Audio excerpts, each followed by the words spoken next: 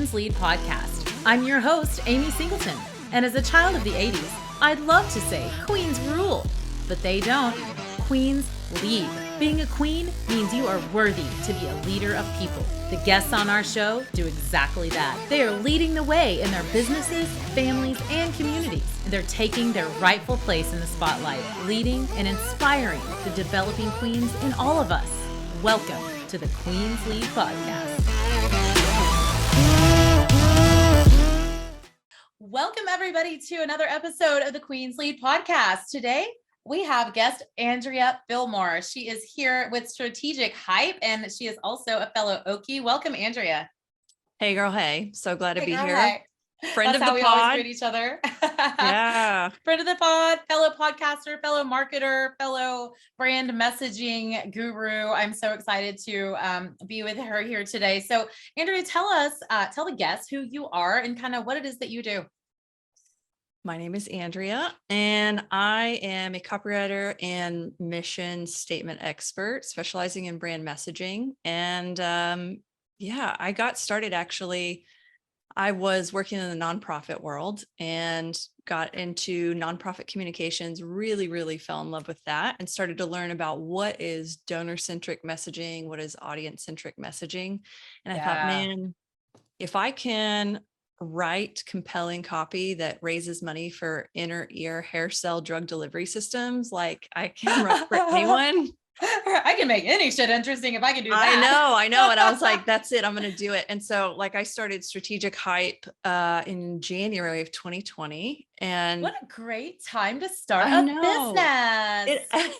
It actually worked out so good because I would work my 9 to 5 and then I'd do that 5 to 9 and I didn't have anything else. And I wasn't in a relationship at the time. So I just had nothing but time. So it worked really good. And that helped me define my core product, the Hype Kit. That was the very beginning stages of all that. And been going strong ever since. I love it. So always worked in nonprofit? No, actually, that's like the first quote, like office job I'd ever had. And it killed me. I hated it. I had always worked like retail and food service and just been a student, in college. And I loved being a student and I loved retail and I loved food service more than retail, but it wasn't a passion of mine. Yeah. And then I was like, oh, I got a real job. And then I was like, I hate this so much. Like, I hate this real job. This sucks. I don't like being told what to do. My degree actually, this always takes people for a loop. My degree is actually in church leadership. Okay.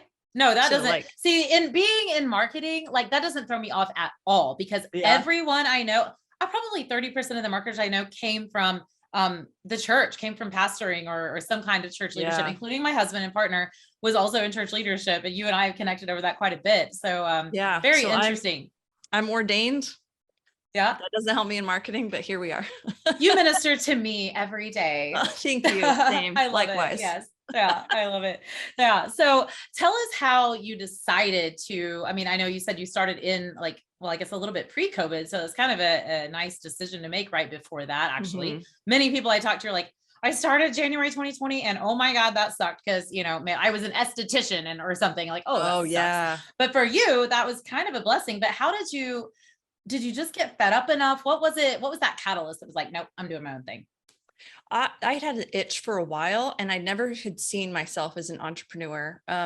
In my high school days, my dad started a business and it was so bad. He did so bad. It was retail store and he was really gifted, but had no business acumen and didn't take it seriously. Didn't really worry about the books or whatever. And so I was scared because like my family is not a family of entrepreneurs. They're like the play it safe type, like my mom worked in HR at a college for 20 something years. Wow. So it's like you get a job and you're stable and you have that 401k and you have the insurance and you stick it out. Yeah. I think for me, I was surrounded with friends who were entrepreneurs that just happened to be like my circle at the time. And I got the itch, man. I saw that they were, paying their bills. They could make their own schedule. They would go on vacations. And it was just like this different life. And I was like, wow, if I could make money and control my own schedule and do what I want to do, kind of a flip. Yeah. So Yeah. there was like a year overlap where I was like, I don't know. And in January of 2020, a friend of mine said, get your credit card. We're going to file your LLC right now Oh my with gosh. with the Secretary of State. And I walked out. She's like, communication is your superpower. You love speaking and you love writing. You're just going to do it. And I, spent that $100 and I was like, what have I done? Yeah. What have I done? But I Oh knew my like gosh. deep down, I was like, man, it was a couple years. I turned 40. I'm 42 now. So I turned 40 a little bit after that. But I was like, man, I will always wonder what if. And I would rather try and That's fail right. than, not try at all. And I was like, That's I'm going to right. go for it, And I was really Yeah. scared to tell my family because they were so like, my brother was like, he's in the military. So he's got that career Oh, okay. longevity, and my Yeah. mom. So I was nervous at first to share with them, but I was like, look, I've done the research. I know how much my health insurance is going to cost. I know what I need to make. I've already been making enough. So like, Yeah. go for it. Yeah. And Yeah. then you found out what it's like to have all that free time and freedom and travel, right? Right. It's so Yes. perfect. This perfect life we all have as entrepreneurs. Yeah. It's perfect. It's easy. It's Everyone so should do easy. it. It's not hard at all. Everybody jump right in. Yeah. So what do you wish you'd known? I mean, because I'm similar with Gosh. you. I did not have an example of entrepreneurship, like Mhm. zero business owners. My grandfathers owned some businesses when I was very young, and, they were dead by the time I was, in school. So it didn't really even, there was no connection. My family was that more like play it safe, and probably even a little less safe, like not the 401k and kind of, but just like we have these stable jobs that pay us all the Yeah. time. And, that was all I knew. So there's a crap load of mistakes I made. What do you wish you'd known looking back? Oh my gosh.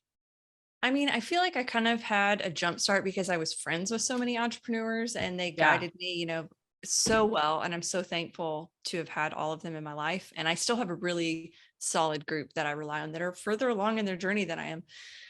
I think the main thing that everyone should know is the business you start is not the business you will have in 6 months or 12 months or 3 years. Oh, that's a big one. I think you're probably the only person who said that on this Yeah, podcast so it's far. going to That is huge. change. It's like having a baby who is always a part of your life. It's a part of your own identity. And so if you don't allow room for flexibility and growth and evolution, you're going to be Yes. really frustrated.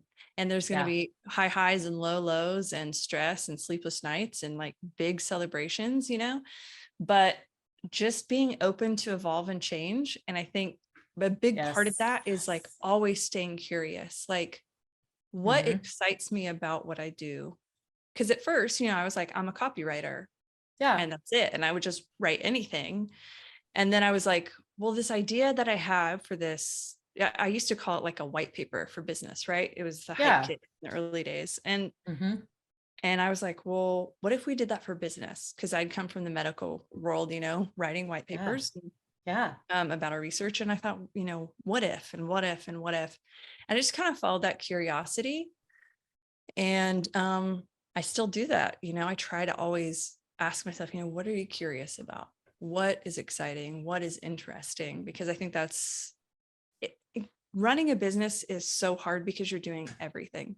And so, you think you're going to start a business and be a marketer or a writer or a photographer, and really you're going to be 10% that and 90% admin and sales and invoicing and Yes. stress and all those other things. So the curiosity, I think, is what keeps it fresh for me. Is like, how can I make this better? What if I tried this? And what if I did this? And so, Yes. yeah, I think that would be my advice to anybody starting a Yeah. business. Yeah. Stay curious and don't be married to that baby, to that idea, Yeah. And I think, we just actually, this is great life advice. Anyway, my ex-husband and my current husband sat down with my teenage son the other day, 19, and said, look, just because you're on this path right now, don't feel like you take the next step on that path. If ever that path doesn't feel like the right one, turn around and go down a different path. It's okay to change your mind. And if something isn't working, it's okay to change that business iteration. Like, you know what? I actually really love this part of my business. I freaking hate this part. Do more of this part that you love, right? Yeah, That's been a big realization for me as well. And our business has definitely changed a lot since the beginning. It's nothing like it was at the beginning, right? Yeah. So, um, Wow. Okay. Well, so tell us about the hype kit. What's today's hype kit look like? What is your deliverable, and how are you helping businesses now with this mission? Because I think a lot of businesses start out and they don't even have that mission. So they don't know why they're doing what they're doing in the first place, which is where you come in to really help that clarity Mm-hmm. and help them move forward after that. Right. Yeah. And so the hype kit started, like I said, as a white paper for business. And really it was just body copy of, say, like, this is who you are, what you do, why you're good at it, why people should do business with you, that can be repurposed in different places. But it Yeah. evolved, and now I'm way more into the mission. And I realize that, mission is so integral to every part of life, whether it's your personal life, your business life. And I think it's out. I feel like a lot of people think that missions or mission statement is outdated, or it's something that only churches use or whatever, but it's really like how you get to where you want to go. Vision is way out in the future, but you have to have a mission, and that's the road that gets you there. Is how are we going to do Yeah. this? Why do we do what we like? So I help businesses clarify their mission and communicate their value. And the real beauty of the hype kit is in the perspective of an outside person, because you run a business and you know how hard it is to talk about your own business because you're Yeah. so entrenched in it, Yeah. And I think a lot of business owners are sabotaged by their own expertise because they think, oh, I know all the stuff, so I'm just going to write my own web copy. And people are like, I don't understand what you're talking about right now, because they're Yeah. so deep in it and the Oh audience my is like gosh. so removed from it. And so Yeah. I come in as that neutral third party and I'm like, okay, tell me what makes you great and then break it down. So the hype kit really is a brand messaging package with a focus on mission. So we Yeah. start with an interview, and I will craft 3 mission statements, and then we work on those together till we get something that's punchy, that's easy to remember. Because I believe mission statements are very, very everybody has their own opinion on them, but I believe that they should be able to double as like an elevator pitch, right? If you can't remember it, then it's not going to do you any good. It's not something you Yeah. paint on the wall and forget. So we work really hard on the mission statement. From there, we do, once that's approved, I'll take all my notes from the interview and write just long body or long form copy. And most people take that and repurpose it for website. I had a client tell me yesterday she was interviewed when she won an award and she used it in the magazine, like a bunch. Yeah. So it's multi-use. And then we go through the edits. And then I also provide a mission statement field guide, which shows people how to get the most out of that mission statement and not let it die on the shelf, where to Yeah. use it. A lot of times I'll comb through their LinkedIn profile and show them exactly how to do it, how to word it, where to put it. And then I give them a social media starter pack. So it's 10 core messaging captions that they can use and reuse on social media, because as you know, marketing is a practice and repetition. So we work Absolutely. to, reuse those messages with updated images until people really start to track with what you're doing. So Yeah. it's a great product for businesses. And I think the best thing, my favorite thing, is when people are like, wow, I've never sat and thought about that, or they feel clarity and they feel relief, because they've got That a word crystal clear clarity. mission. Yeah, they've got a clear That's mission, focused everything. messaging, and just that totally robust, like, confidence that they're like, oh, this is what I do, and I can say it, drop of a hat. Yeah. So Yeah. it's really fun. It is fun. Do It you is love fun. work? I'm sure you work with plenty of new businesses, but I can only imagine the joy you get in sparking that in an established business that's been around and been doing that hard work, and they've got these great systems and Yeah. processes and they're excellent at what they do, and they just freaking cannot get that word out. That must be really Yeah. fulfilling to to watch an And established business owner get it. it is. And it's so, like, this year I wrapped up a big project. I worked with Free Mom Hugs, which is the national organization. Yes. We rebranded all of their messaging, including a brand guide for internal messaging, and like these are the acronyms we use and why. And so we were deep Yeah. into brand persona and all of that too. But it's fun because I'm impacting an organization and bringing them clarity, and they're in all Yes. 50 states. And like, that's the big one that I've done recently. And it was just a blast. The team was so That's so sweet. much fun. Yeah, it's awesome. Yeah. I got to meet the Dad's Hub 2 group. There's like a dad's adjacent group now that I love here in Oklahoma City. I think they're national too, but totally That's behind that awesome. organization and what they do. It's incredible. Um, Yeah, like I love being able to, my background is in medical as well. I'm a nurse. And so being able to serve so many more patients and clients via that business that you help clarify that message and bring more people to them is so satisfying of feeling. And you don't get your hands near as dirty. It's so Yeah, nice. You for don't get near as sure. dirty. You don't get near as dirty doing that. That clarity that you're bringing definitely must move people to action. Tell us the difference, or maybe you can give us an example of what's the difference between a vision and a mission, and how do I you love help this. to delineate that for people? Ah, good. Yeah, we're Here with we them hands. go. Give it to them good now. Yeah, vision is like where we want to go. Like if we could do anything, be anything, like what in the future do we want to accomplish? Like that's far out, right? That's something Yeah, you share internally with your team or just with you. Like this is where I want to go. And your yeah, mission is something you share with everybody. Like I did a mission statement, I redid it for a local company, and their mission statement was so long and wordy, and they had made it in the 80s. And then the finished product was, we give businesses the tools they need to get noticed and be remembered. But that's everything that they do is encompassed in those phrases, in that one phrase. But that's not where they want to be, right? That's how they do it. We give tools so you can be. So it's like what we do and what you get. So, and then the outcome is get noticed, be remembered. So it's really cool to look at the distinction. Like vision, like I said, is way, way out there, but mission to me is more of the day to day. It's like, why am I doing, what am I doing here? Why? yeah, Why does it yeah, matter? Because I could yeah. look at my work every day and be like, well, why does it matter that I'm just writing words? Like anybody can get really, really nihilistic in their work, but Right, for that's sure. where the mission comes in. It's like, I'm on a mission today to Yeah, help small businesses and nonprofits clarify their mission and communicate their value, because I believe in community. So like my personal mission statement for behind the business says, I do work that I love with people I care about to provide money and time for my family and give generously to the community that surrounds me and causes I believe in. That's really wordy. I wouldn't normally do something that big or a yeah, business, but like for yeah, me, I have that taped on my computer. I've got it on my journals. Like every day, I know why I'm working. yeah, And the how for me is the business, right? How do I do work that I love? How do I connect with people I care about? How am I providing money and time for myself and my family? How am I giving generously? It's through my work, right?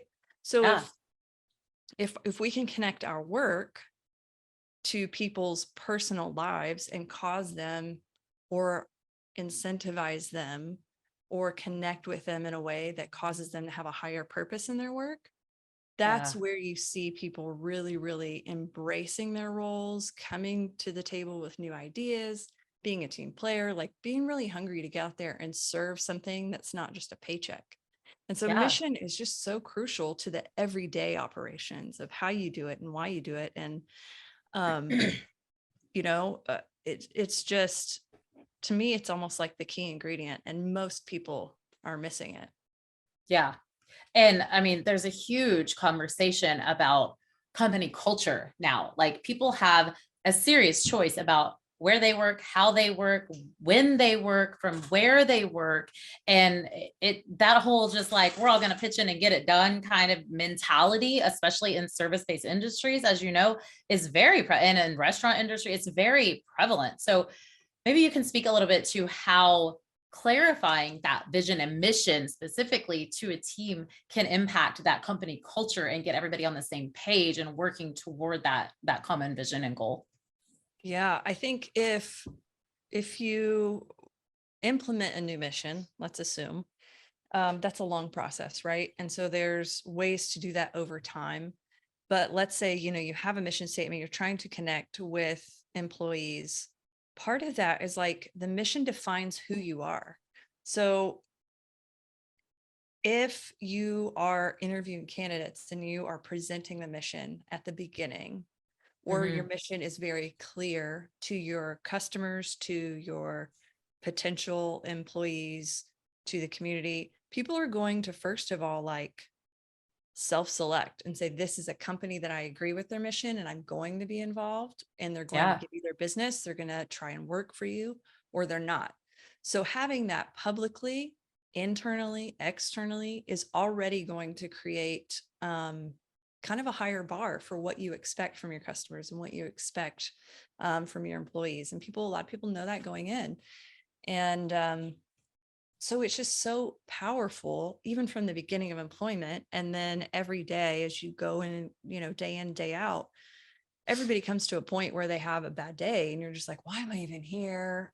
If there's something that connects you to the Yes. purpose, and that's what's really sad. A lot of nonprofits have this huge grandiose mission, but people can't connect with it that Yeah. work there. Their mission statement so much is so outward focused. And, nonprofits, they will have employees that connect with a mission, but they don't feel personally like the culture is right, or they're not Hmm. being paid fairly. So you get all this turnover into stuff because the mission feels good on the outside, but on the inside, it's not being implemented well. And that's Hmm. not just nonprofits, but it is something we've seen a lot of in nonprofits. There's just so much turnover in that industry. So Yeah. mission is just vital. It's like having a heartbeat. Otherwise, you're Yeah. just a corpse going to work. Right. Absolutely. And with a nonprofit, I mean, you already have two messages that are going out to those they serve, and then Yeah, their donor base, which is typically not who they serve. correct. That donor base is completely different. And then I think the one piece, a lot of them get those two pieces right, but it's that third internal piece that you're talking about that is, Yeah. it's a struggle, right? Because we all know, like, I serve on the board of a nonprofit, like everybody's involved in nonprofits these days, and it's all for that mission, but we need everything fast. We need everything for free. Everything's like taped together and bubblegum and duct taped. And that does not create that culture that makes people want to buy in to that mission and coming Yeah. in for maybe a little less pay than what you would get out Yeah. in corporate world, right? Yeah. And I think in nonprofits specifically, people are willing to sometimes make less if they really connect with the vision, but then they become That. disillusioned when they get inside and it's, not from the inside out. Like it's not lived in the culture. It's not taken through. It's something that we do on the outside. And so it's really disheartening. It's not impossible to overcome, but I think mission's just so overlooked, or it was something, a lot of nonprofits, they have this founders problem where the founder started the organization in the 60s and they've died. And now Mhm. the new people are trying to honor that, but they don't want to change. And so like Yes. evolution, going back to the idea of evolution and growth, it's all connected. And I think the mission really can be that glue that holds it all together and keeps things afloat. But, um, it's just, I really wish that more organizations had mission statements, but I'm biased. Of course. Yeah. Everybody needs one. What, excuse me. Pardon me.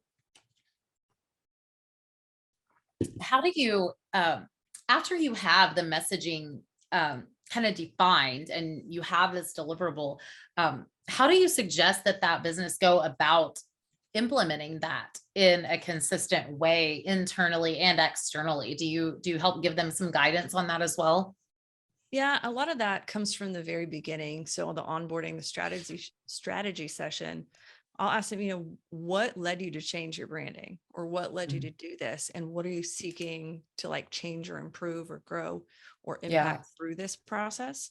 So like one of my favorite clients, I tell her she's my favorite all the time because she's really used this hype kit in a way that I've seen maybe only one other company do it. But like Mhm.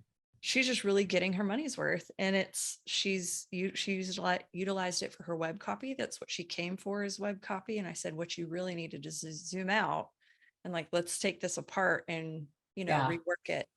And so she's got the mission statement that she's got on her social media all the time. She's using that. She's used the copy like in that magazine interview. I've seen people put parts of the copy on car air freshener packages like that they give. I mean, it's possibilities are endless, but a lot of times I'll ask people, what do you want to use this for? How do you want to implement it? Most commonly it is for website, but it can be used for brochures, for emails, for really sky's the limit. Yeah.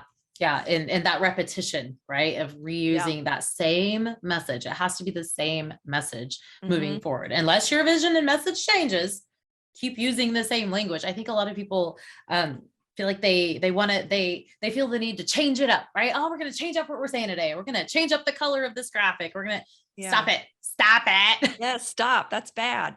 That's People bad. are afraid of repetition. I was talking to a marketing friend the other day about this. They're afraid of repetition, but people need it. Like, how do you learn your ABCs? It's through repetition. How do you learn to count? It's through repetition. How do you learn to multiply?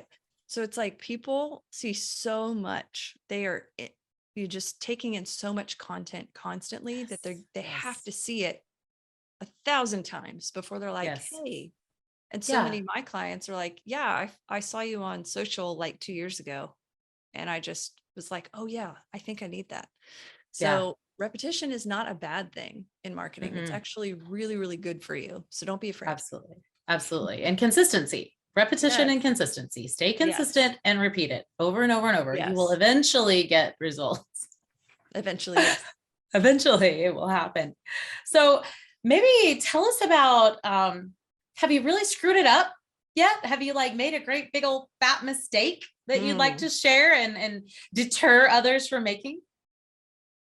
No, I and that's not me being proud. I do have something similar, and I was hoping we'd get to it. Yeah. I think that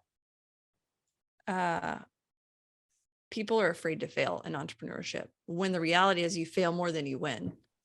But the thing is, so like a year ago, I took a full-time job after I had worked on my own for over 2 years. So now I have a full-time job as a copywriter, and I work at an agency, a branding agency. And then I also work strategic hype full-time. Really? Okay. It's cool. I sleep. That's cool. Okay. 0. You sleep really well because you're exhausted, right? Yes. There it is. Yeah. Winning. But I think I had a lot of trepidation about that because it felt like failure to me. When in reality, my relationship status changed and my priorities shifted significantly. And so there were several months where I was like, I feel like I failed. I'm not a real entrepreneur. I'm not a real business owner. And I still feel that sometimes, but I think like whether it's productivity or entrepreneurship or whatever, it's so dangerous to like see a solution like, oh, hey, how this person gets X things done or how I started my business. Like comparison is the worst thing you can do. Oh yeah. Forget that. So it's like, take what you can learn from other people. And then if it doesn't apply to you, then just trash it or save it for later. But like knowing yourself, why did I start this business? And goes back to personal mission. Why did I start this business? What is it that I want to get out of it? What is it I'm trying to do in the world? And like, what does my life look like right now? Where I was like, you know, I'm in a relationship now. Like I want to have more financial stability. And also I'm tired of paying $400 a month for health insurance for just me. So, but I have like a dream day job. Totally flexible scheduling, great workload, fantastic culture, clear vision. It's phenomenal. It's not perfect, but like it goes back to Shakespeare, I guess, like to yourself, just be true to yourself because you know what challenges you're facing, you know what struggles you're facing, whether that's personal, professional, entrepreneurial, financial. Like you know what you need. And we always tend to like look for permission. So it was hard for me to not ask, is it okay? Like, who am I going to ask? Who am I going to get a pat on the back? And I just had to be like, what? This is the life I'm building and nobody else has to answer for it. Me here. So like, it's me and me. Yeah. At the end of the day, what do I want? I want the stability of this and the added income and freedom to do this. And actually, since I've been doing both, my business has grown. Absolutely. They balance each other and I can say yes to just the things I want to do. I don't have to do some of the other junk work that I was doing in the past, you know?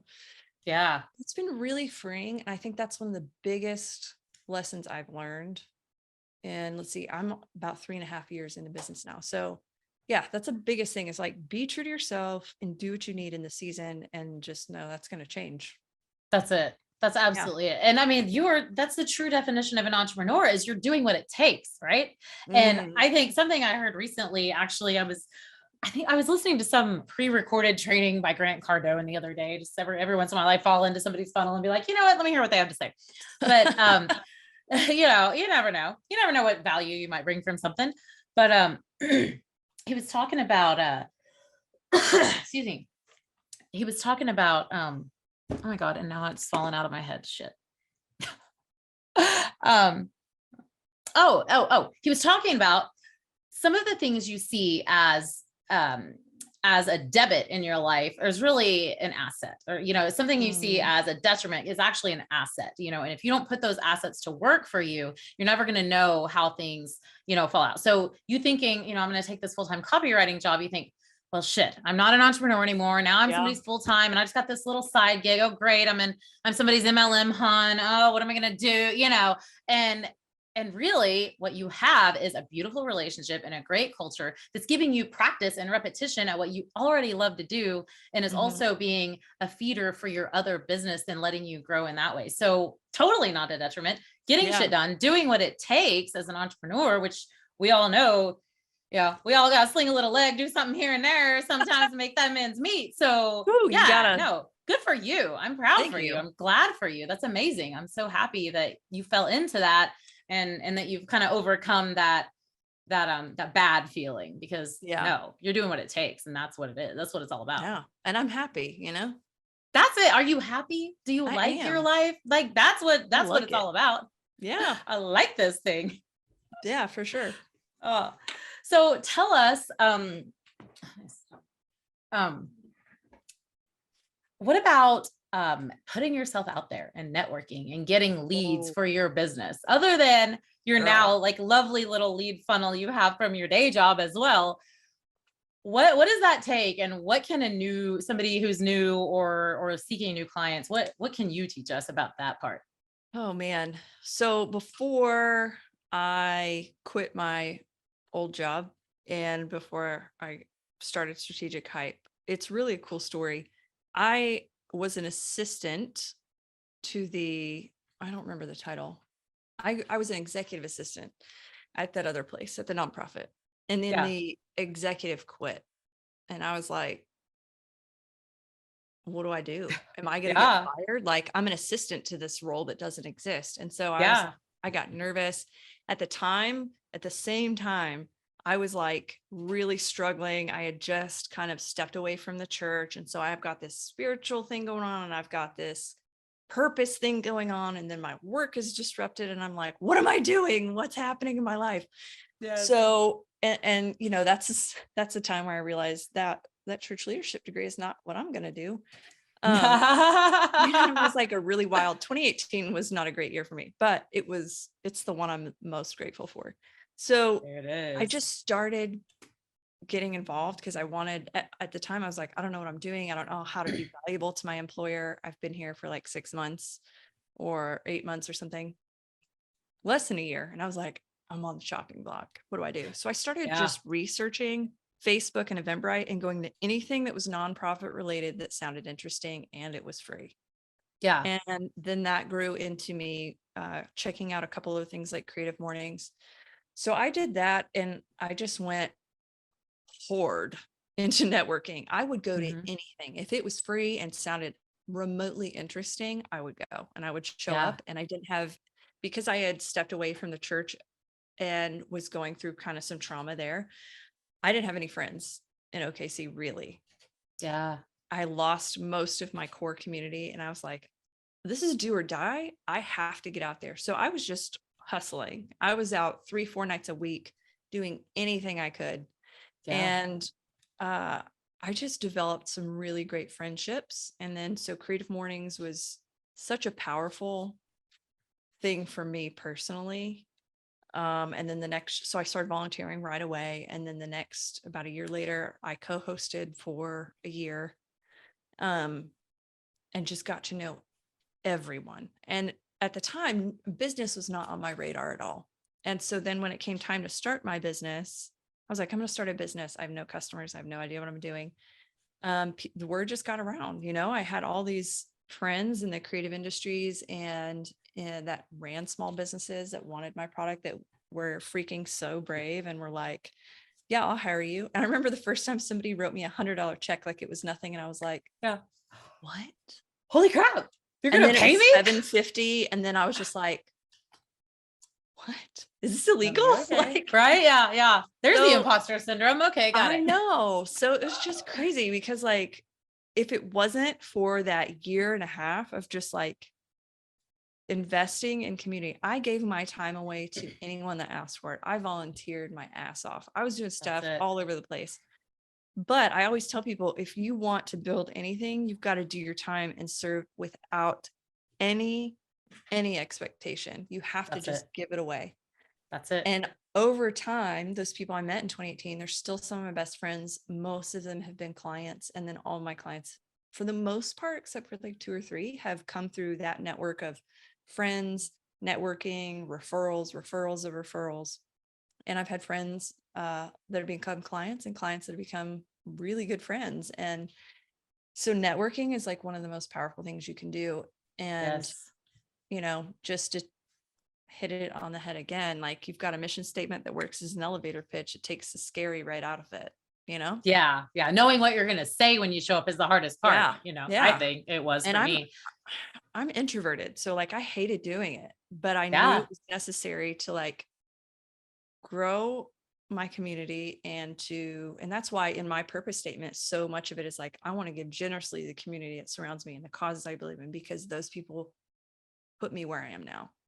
And I'm Yeah. all the time trying to entrepreneur and give away knowledge, or to mentor entrepreneurs, to give away knowledge to, hey, can I pick your brain? Yeah, you can, because Yeah. I'm here because I've done that 1,000 times with everybody else. Yes, exactly. You know how many brains I've picked through in the last few Yeah, years? so Yeah. many. So Ew. many. Yeah. I mean, I've I went through the exact same thing. I told everybody I knew, I was like, I am planting an orchard. I am planting an Yes. orchard in Oklahoma City. And I Mm. mean, I have been from Edmond to Norman to Yukon to maybe not quite as far as Midwest City, but to more for sure. And just gotten to know everybody I could and every kind of business I could, asking them questions and asking how I can be of value to them, like you Yeah. said, and just teaching. And, and I think so many people think they have nothing to offer someone who's above them, right? Like you want to get in those rooms where you're stupid. Like, please go to a room where you're the dumbest person. Do not go and try to start leading something when you don't know really anything, Yeah. but go be dumb, go just absorb, but you still have something to offer them. I would take for granted, like, well, of course, everybody knows what Canva is. Everybody knows how to change out a Canva template. Well, the hell they do. No, they didn't. I've I taught that know. class 100,000 times at the chamber and I at this know. event and that networking event. You have something to offer everybody you come in contact, Yeah. and you can give value to that person and Yeah. learn from them as well, right? Yeah. You know more than you think you do. And because you Yes. know it, you take it for granted. Yes. And You were talking that's, about that copywriting issue. I call that the curse of knowledge. Like, dude, yes, exactly. you know everything about plumbing. We get it. You and your dad started this company with 2 rubber bands and a piece of tape in 1929. Nobody cares. Nobody cares. Let's talk Yeah. about your mission statement. Like, how are you serving Yeah. people? What is this actual message, And Yeah. Why you does know that too much matter? about fittings and freaking copper and rubber. We don't know. We don't care. And Yeah. neither does your client. So let me tell you. Yes. Yes. Man. Yeah, you're getting Yes. into the All weeds day. here, Yes. buddy. I love it. I love it. But it's There's a place true. for keyword and SEO copy, and then there's a place for your about us page and your homepage. Yes. That's Oh, hilarious. man. So tell us about you have a podcast as well, Strategic Hype, and we're kind of like we still have listenership, and you're about to get back into launching new episodes of that as well. What do you talk about on Strategic Hype? That's a great question. So I started the podcast in 2018 during Yeah. my mini meltdown. And like it started as I was having conversations with women that I thought were important, because I kept having the same conversation with different women. And I was like, we should just put this where everybody can listen in.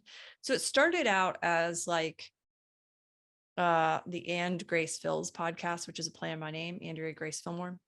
Yeah. And then it kind of evolved uh into more entrepreneurship and rebranded as Strategic Hype. And now we're about to get into really, really hunkering down and focusing on mission, everything mission related, because that really is um, where my expertise is. And somebody told me recently, it blew my mind. This genius of a man who I've connected with through Creative Mornings recently.